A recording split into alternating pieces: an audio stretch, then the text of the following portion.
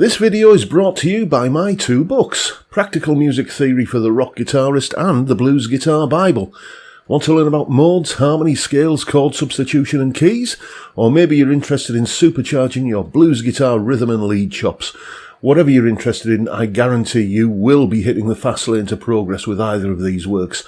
Both feature video demonstrations and tutorials, loads of tabs and jam tracks to play along with, and I promise you, everything is explained in crystal clear plain English. Check out the links in the description for more details. Hello chaps, welcome once again to John Robson Guitar Tuition. As always, I do hope you're well. Now, every week I have the task of coming up with what is hopefully going to be a catchy or reasonably catchy classic rock style riff for the Sunday videos that I do, where I demonstrate or review or compare some kind of guitar related equipment. And, you know, basically I've got this formula where I come up with a piece of music where within a couple of minutes I can demonstrate a clean rhythm guitar tone, a clean lead guitar tone, a high gain lead tone, and some kind of crunchy classic rock power chordy riff sort of tone. And you know, that sort of formula that I've got requires a new riff each week. So I thought I'd just today share with you some of the little things that I've stumbled across when it comes to writing what are hopefully memorable classic rock riffs. And they all stem from this particular song, the song that you're not allowed to play in many guitar shops, and I'm not going to play it here because I don't want to lose monetization on this video. But there are a lot of things, a lot of useful tips you can pick up from that riff, and well, here's me putting them to use in a piece of music that I came up with using the formula that I was talking about earlier.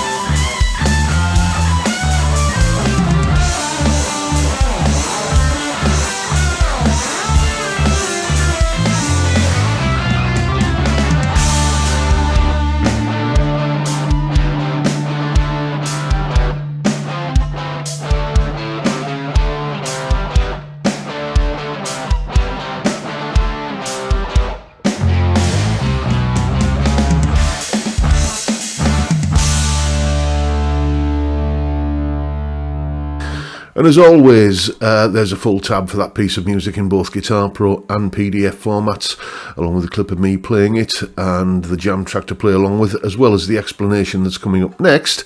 And all of that is up on my Patreon page.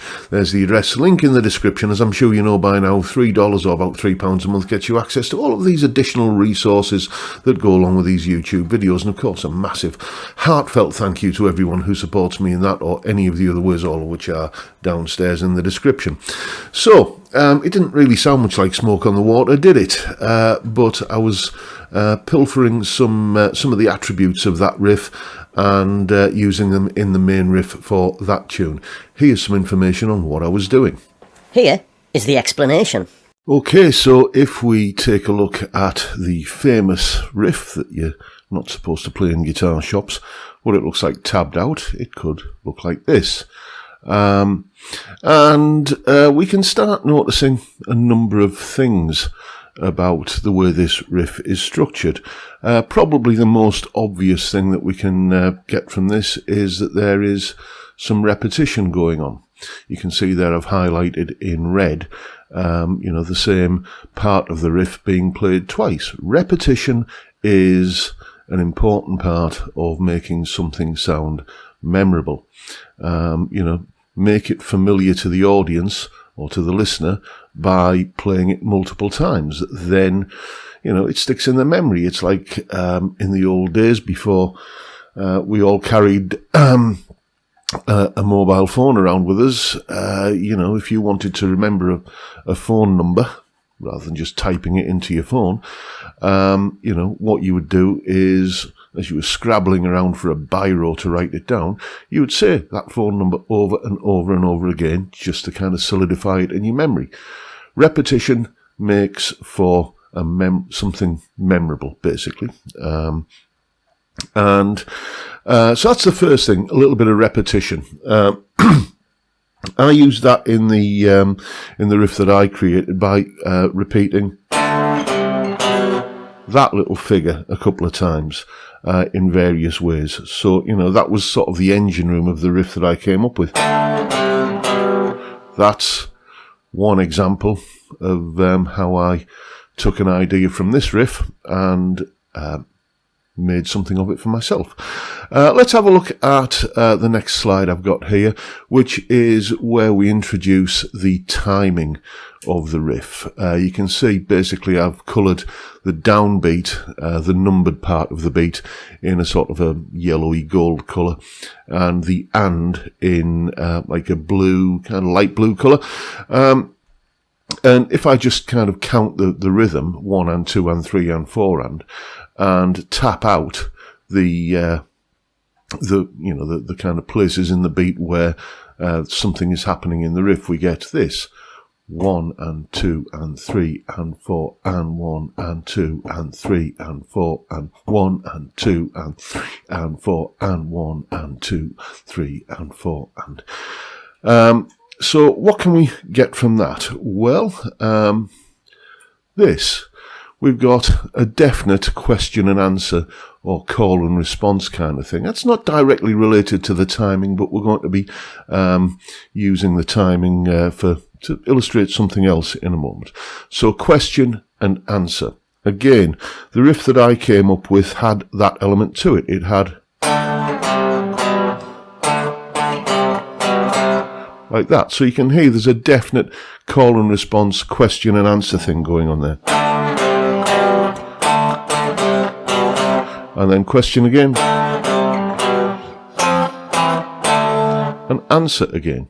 So some sort of element of question and answer where you've got two parts that are kind of mirroring each other, but maybe with a little bit of a difference in the timing or the phrasing or something like that. Which brings me on to the final thing I want to talk about here, which is syncopation. Okay, syncopation is just a fancy term for playing strong accents, or just placing an emphasis. Think of it like that in layman's terms. Placing an emphasis rather than on the downbeat, the 1, the 2, the 3 or the 4, but placing the emphasis on the and of the beat. And let's just tap that rhythm out again. So 1 and 2 and 3 and 4 and 1 and 2 and 3 and 1 and 2 and 3 and 4 and 1 and 2, 3 and 4 and okay. So yeah, lots of very noticeable, very kind of structural parts of that riff. Well, they're all structural, I suppose, but, you know, landing on the and. If we look at, you know, this double stop here, well, the whole riff is double stops, isn't it? But, you know, at the end of bar 1, you know, you've got that pair of open strings. I know some people, even Richie, might play it occasionally as that there. But, you know, we're splitting hairs there, really, aren't we?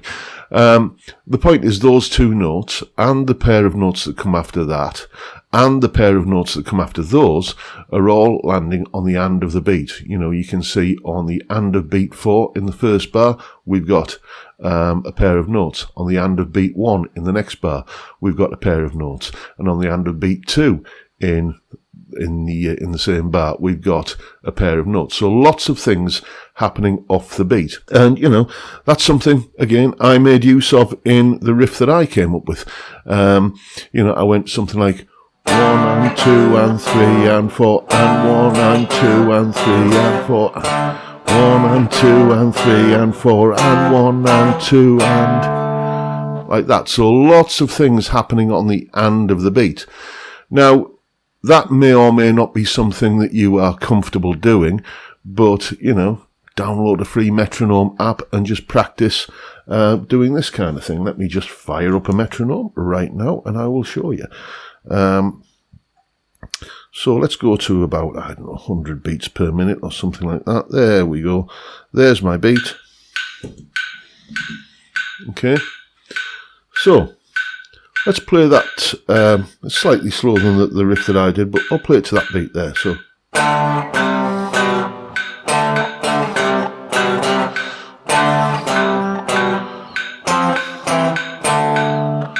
like that. So lots of things happening there in between the clicks. You can practice that really simply just by doing this.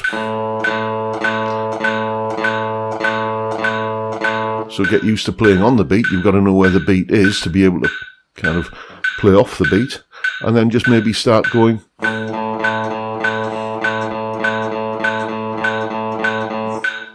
And then just leave the downbeats out, so you're getting.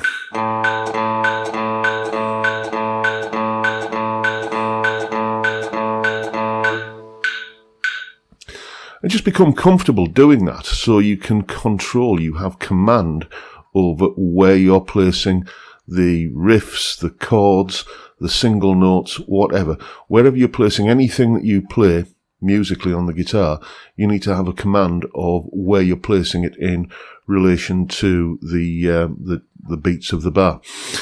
And if you can combine repetition and question and answer and syncopation, you will, I'll guarantee you, start writing some cool riffs.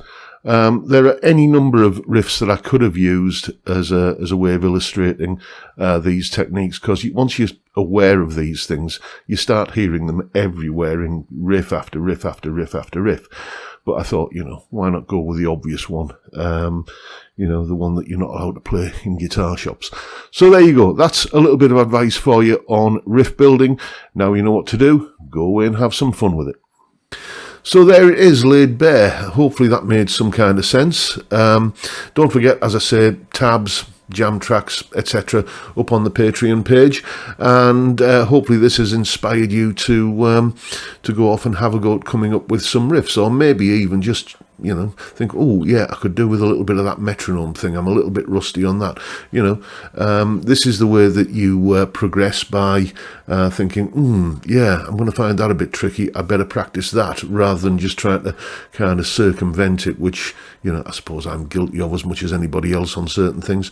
But, you know, it is good for you to kind of tackle the tricky things head on, if they are, you know, if that timing thing is tricky for you. I'm just speaking here because it is something that some of my students do have a bit of a block with, but There you go. Anyway, that's the video for today, folks. Hope you found it useful and informative, and if that's the case, please hit the subscribe button and the notification bell if you haven't already done so, and why not drop me a like as well while you're at it. And don't forget the live stream, of course, every Friday, 5 p.m. UK time. It's just beer and chat, basically. It doesn't get any more complicated than that. There's nothing, highfalutin or worthy about it. It's just a bunch of people having a beer on a Friday. What's not to like about that? It's a fantastic way to kick off the weekend, and I'd love to see you there if you can make it. But for now, I'll bid you all a good day and say thank you so much for watching. Thank you for your time. Look after yourselves, folks. Stay well, stay safe, and above all, stay sane. Bye for now.